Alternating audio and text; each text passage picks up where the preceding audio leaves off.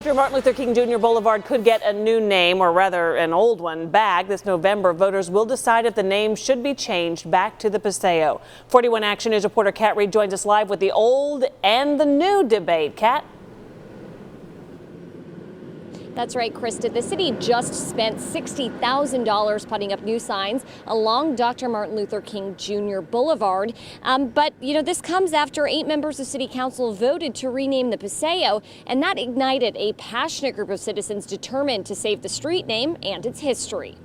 The change has been made. It's been received and it's been accepted. Yet the renaming of the Paseo has not been accepted by all. It's about the process in which this happened.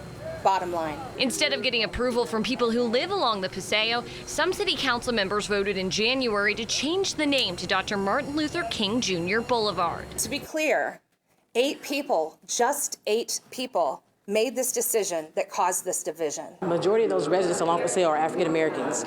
And so for the council to take the action it did, it disenfranchised their voices. That is not okay in the city of Kansas City. Former Councilwoman Alicia Kennedy says people in her district only sent in letters of opposition. The Save the Paseo debate to her and supporters isn't about race. This is not about Martin Luther King. It's about renaming Paseo.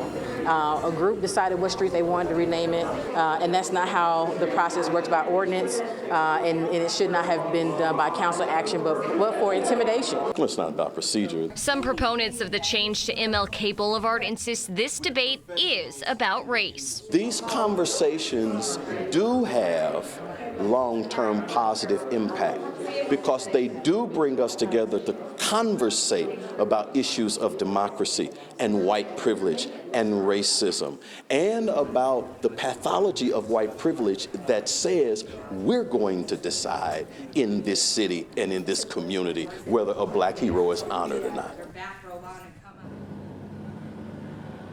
Now, Kansas City voters will head to the polls on November 5th to decide if MLK Boulevard should go back to being the Paseo.